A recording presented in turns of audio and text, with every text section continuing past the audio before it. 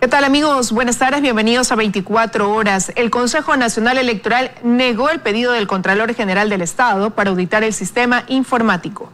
Hola, María Gracia, ¿cómo estás? Buenas tardes. ¿Qué tal? ¿Cómo estás, Liz? Amigos, muy buenas tardes. Eso se resolvió en el pleno de esta mañana, donde además no pasó un requerimiento de uno de los consejeros de iniciar un proceso en contra del Contralor Pablo Celi por presunta intromisión. Empezamos con este tema. 3 votos de 4 consejeros presentes negaron el pedido de la Contraloría General del Estado para transparentar y legitimar el proceso en primera vuelta, es decir, debido a las denuncias, una auditoría al sistema informático. Solicito, señora presidenta, que además de las resoluciones administrativas que adoptamos, insisto, se inicien las acciones pertinentes ante el Tribunal Contencioso Electoral en contra del Contralor General del Estado por interferencia en el proceso electoral. Es indispensable que el examen especial solicitado por la Contraloría General del Estado deba realizarse una vez finalizado el proceso electoral en su totalidad. Por pedido del consejero José Cabrera, hicieron sus análisis el director de Seguridad Informática y el coordinador jurídico. Sugiero que la auditoría al sistema informático de escrutinio de resultados CIER se postergue hasta concluir la segunda vuelta de las elecciones generales 2021 y se proclamen los resultados definitivos. Ninguna autoridad extraña a la organización electoral podrá intervenir directa o indirectamente en el desarrollo de los procesos electorales. El consejero Luis Verde Soto mantuvo su postura de dar paso al pedido de la Contraloría. El proceso electoral no es un permiso para que el Consejo Nacional Electoral se pase todos los semáforos en rojo. Lo digo de modo metafórico, como es obvio. Debo recalcar que en democracia no hay tal cosa como cheques en blanco o poderes absolutos. Tenga la bondad de concretar, le hemos escuchado el tiempo suficiente. Tras esto, propuso que se cumpliera con varios lineamientos para dar paso al requerimiento. Se debería conceder la autorización que el examen especial debe realizarse en el término irreemplazable de 7 días. A este consejo le resta decidir acerca del pedido de la Fiscalía General del Estado. Esto en medio de críticas y cuestionamientos desde varios sectores. En Quito, María Gracia Costa, 24 horas. El bloque de asambleístas del Partido Social Cristiano califica la actuación de la Contraloría y de la Fiscalía como una ilegal injerencia al proceso electoral. En un comunicado advierten que de insistir en supuestamente afectar la institucionalidad democrática, iniciarían una solicitud de enjuiciamiento político. La carta firmada por el jefe de bloque del Partido Social Cristiano titula sobre la ilegal injerencia de órganos externos al proceso electoral. Se refieren a la actuación de la Fiscalía y Contraloría. En el texto, el Partido Social Cristiano señala, el Consejo Nacional Electoral y el Tribunal Contencioso son los únicos órganos competentes para conocer las denuncias en materia electoral. Nos preocupa de gran manera la indebida e ilegal injerencia de otras autoridades, como es el caso de la Fiscalía y Contraloría, que pueden poner en riesgo este proceso democrático, dice el texto. Constitucionalistas consideran que la lectura jurídica que hace el Partido Social Cristiano no es correcta. Yo creo que es una carta equivocada porque tanto Contraloría como Fiscalía tienen sus atribuciones en los artículos 195 y 211 de la Constitución. Pero el PCC además advierte que de insistir en afectar la institucionalidad democrática o el normal desarrollo de las elecciones, se estaría configurando un evidente incumplimiento de funciones por parte de las autoridades involucradas, por lo que iniciaríamos de inmediato la solicitud de un enjuiciamiento político correspondiente. Finaliza el documento. A Nubia Villasís, expresidenta del Consejo Nacional Electoral, le preocupa la postura del partido político. Sí es preocupante que se utilicen estos curules para emitir amenazas, y más aún cuando no tienen fundamento. No es que pueden venir a enjuiciar a una autoridad por hacer su trabajo. Sería bastante llamativo que yo formule una acusación constitucional diciendo que como están cumpliendo sus funciones, hay que hacerles un juicio político. Yo creo que eso deberían estudiarlo con un poco de más calma los amigos del bloque social cristiano. El Partido Social Cristiano coincide con Centro Democrático al calificar la actuación de la Contraloría y de la Fiscalía como una intromisión. Tiene un notorio contenido político, no tiene un gran contenido jurídico, yo creo que jurídicamente es erróneo, pero políticamente sí. Lo que la fiscal está pidiendo es información, requerimiento de información, y eso en procesos anteriores el Consejo Electoral ha colaborado en las investigaciones de la Fiscalía, dando copia de la información que existe. Ambos explican que la Fiscalía tiene el deber de iniciar investigaciones si se presentan denuncias y que no está en juego el proceso electoral porque ninguna diligencia ordenada hasta ahora lo entorpece. Dayana Monroy, 24 horas.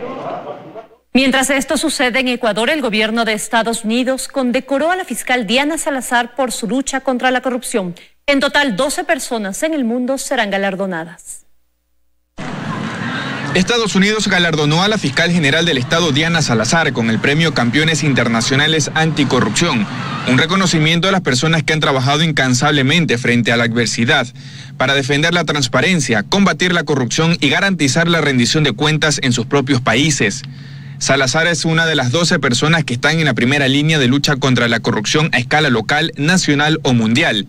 Así lo informó la Fiscalía General del Estado este martes 23 de febrero, al dar a conocer la noticia. Mediante un comunicado suscrito por el secretario del Departamento de Estado de Estados Unidos, se indica que en todo el mundo la corrupción amenaza la seguridad y la estabilidad, obstaculiza el crecimiento económico, socava la democracia y los derechos humanos, destruye la confianza en las instituciones públicas, facilita el crimen transnacional y desvía los recursos públicos y privados. En total son 12 personas que recibirán este reconocimiento. La administración de Biden reconoce que solo tendremos éxito en la lucha contra estos problemas si trabajamos en conjunto con socios comprometidos, incluidas personas valientes que defienden los esfuerzos anticorrupción y países que trabajan para cumplir con sus compromisos con las normas internacionales anticorrupción, agrega el escrito. Al final del documento, el departamento concluye que los galardonados nos inspiran a nosotros y a muchos de sus homólogos que persiguen estos ideales en todo el mundo.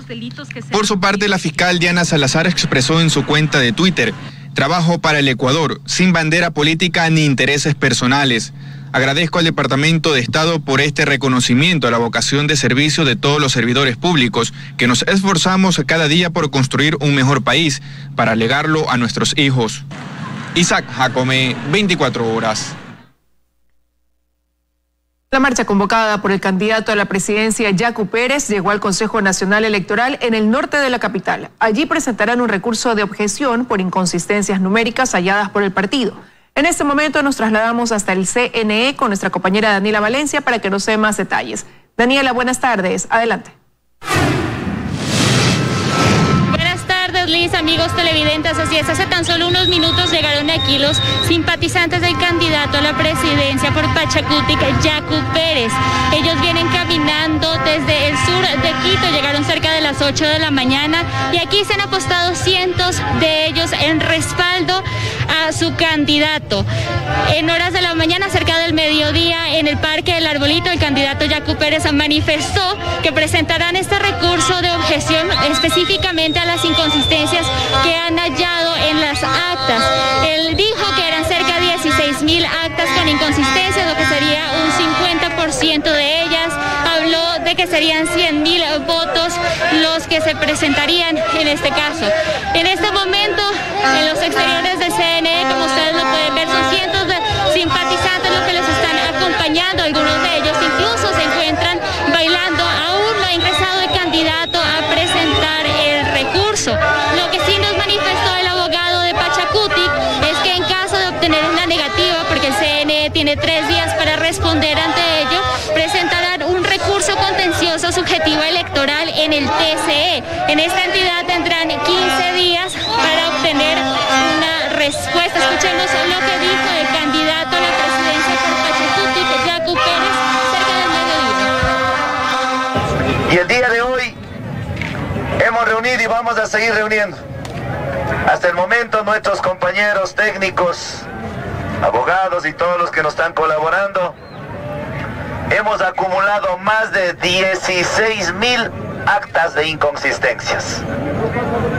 De las 39.000 actas, 10 más, casi el 50% de las actas con inconsistencias. ¿Cómo es eso que casi la mitad y van a seguir llegando. Ahí podemos ver que se dice que la duda ahora se vuelve certeza y el fraude ya no es una presunción, sino es una verdad que nadie lo puede ocultar. Aquí están las actas, las más de 16,000 actas con inconsistencias. Es decir, es un fraude estructural.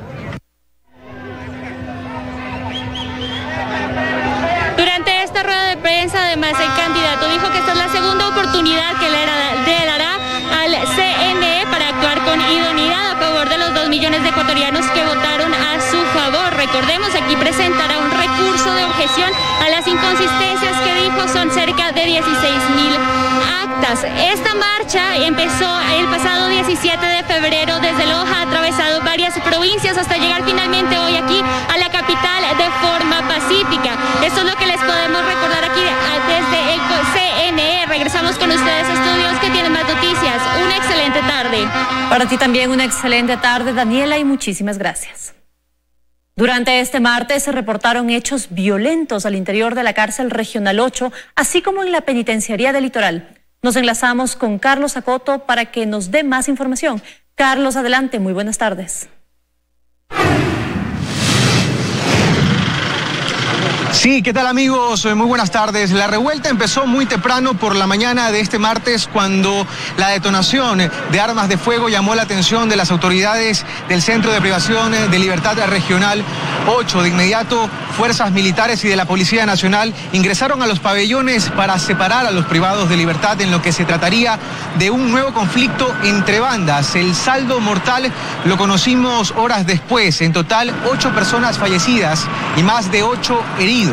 Cerca de 4 horas le tomó a la Policía Nacional y a las Fuerzas Armadas tomar el control de este centro de rehabilitación social, pero de inmediato una nueva alarma por un estallido de violencia en la penitenciaría, apenas metros de este centro de privación de libertad, llamó la atención tanto de la Policía Nacional como de las Fuerzas Armadas, que de inmediato se trasladaron a ese centro de privación de libertad luego de que escucharan también detonaciones en el pabellón número 3. Sin embargo, hasta el momento no se confirma cifra de fallecidos ni de heridos en la penitenciaría del Litoral.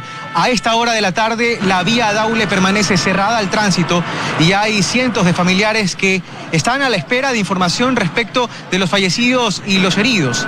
Se tenía previsto que el comandante de la policía de la zona 8, el comandante Zapata, dé información a la prensa. Sin embargo, esa rueda de prensa ha sido cancelada.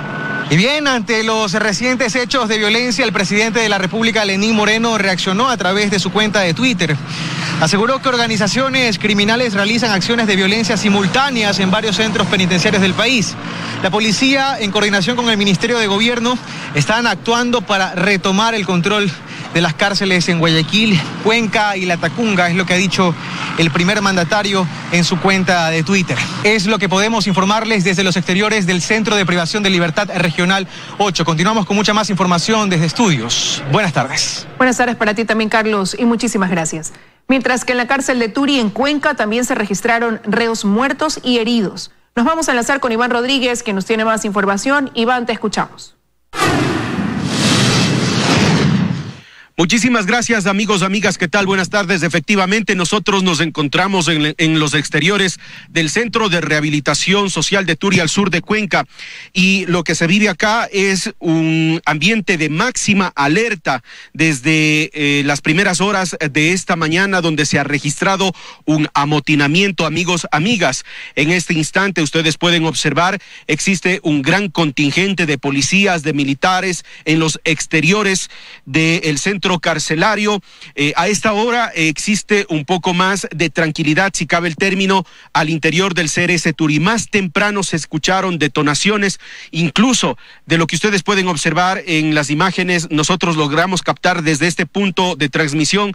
Existieron 2 personas que intentaron huir y entendemos que fueron en este caso disuadidos por parte de los elementos de la Policía Nacional. A este lugar han llegado varias ambulancias. Eso hace presumir de que al interior del CRS Turi se han registrado varias personas que han resultado heridas. Incluso hace unos instantes también ha llegado el vehículo de medicina legal de la Fiscalía y también, como les decíamos, esto podría hacer presumir de que existen personas fallecidas al interior de este centro carcelario. Se ha restringido los accesos tanto a personas particulares, incluso a elementos de la prensa. También están dispuestos policías, patrullas de la policía. Aparentemente existe un poco más de tranquilidad al interior del CRS Turi. No se escuchan las detonaciones de hace algunos instantes, hace unos minutos atrás, y obviamente pues de lo que se observa también ya la policía ha tomado gran parte de este centro carcelario.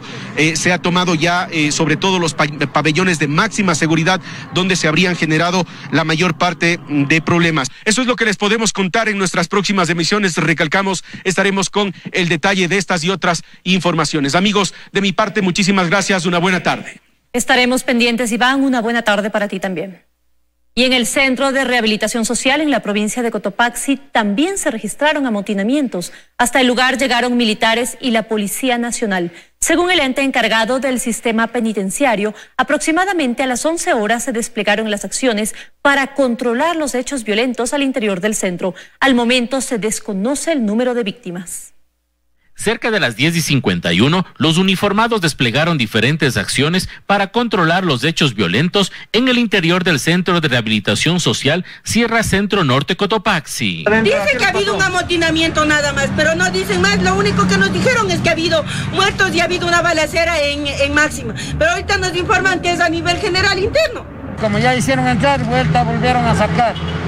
Estoy esperando aquí, como aquí a los señores policías dicen que ya no hay cómo ni para mañana ni para el otro día, no sé. En el centro de rehabilitación se realiza un control aéreo, mientras los familiares en los exteriores esperan alguna respuesta. Ahora nosotros exigimos que por lo menos nos dejen saber qué es lo que está pasando con nuestros familiares, porque ahorita miren cómo viene la policía, nos dice ahí, váyanse, retírense, no es justo, más de que estamos desesperados.